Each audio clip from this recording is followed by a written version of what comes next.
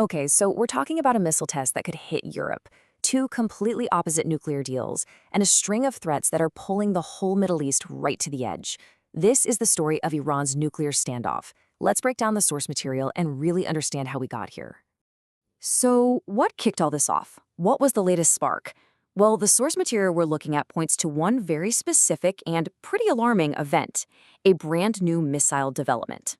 And this is the event that really frames this whole discussion. A reported missile test with a range that is, frankly, staggering. So just how big of a deal are we talking about here? The material tells us that Iran tested what's called an intermediate range ballistic missile, an IRBM. And the alleged target? Well, it was the waters near Diego Garcia, which, as you probably know, is a really critical U.S. base out in the Indian Ocean. This wasn't just some warning shot. This was a signal of a major new capability. Let's dig into the specifics here. We're talking about a missile with a reported range of about 4,000 kilometers. Now, to put that into perspective for you, that's not just a regional threat anymore. That kind of range puts parts of Europe in the crosshairs.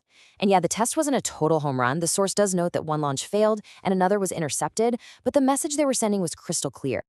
Right, so this military escalation isn't just happening out of the blue. It's really the end result of a complete breakdown in policy. And to get why, we have to look at two totally different ideas about how to handle Iran's nuclear program.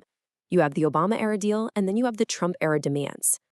And the source material really doesn't pull any punches about this divide. It says, and I'm quoting here, "These are not identical philosophies. They're opposite answers to the same question."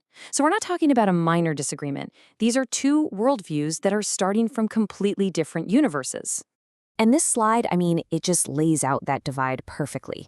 On one side, you've got the Obama administration's deal, the JCPOA. The thinking there was to accept that Iran would have a nuclear program and then try to contain it, to, as the source puts it, place it in a box. But the Trump administration's position? A total rejection of that entire idea. The goal wasn't to manage the threat, it was to dismantle it. Not contain it, but to pull all the teeth. So under the JCPOA, the architecture was pretty clear.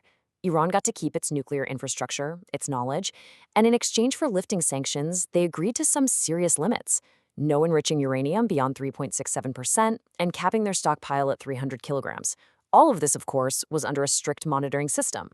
Now contrast that with the position outlined in the source from the Trump administration. It was way more demanding. Not just low enrichment, but zero enrichment. A complete stop to developing long-range missiles, the exact kind we were just talking about, an end to sponsoring regional proxies, and critically, full, unfettered access for inspectors, no exceptions. So what happens when one side is trying to basically manage a program and the other side is demanding its total and complete elimination? Well, the source material says it's pretty simple. You set the two nations on an unavoidable collision course. And here is the absolute crux of the issue. When the U.S. drew its red line at zero enrichment, Iran's public response was that this was a non-starter.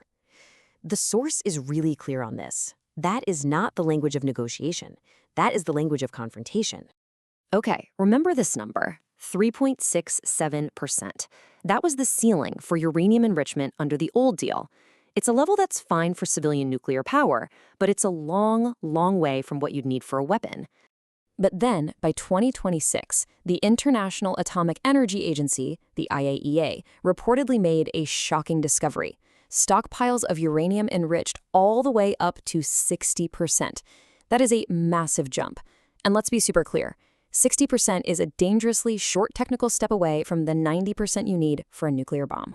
This timeline from the source really maps out the alleged breakdown.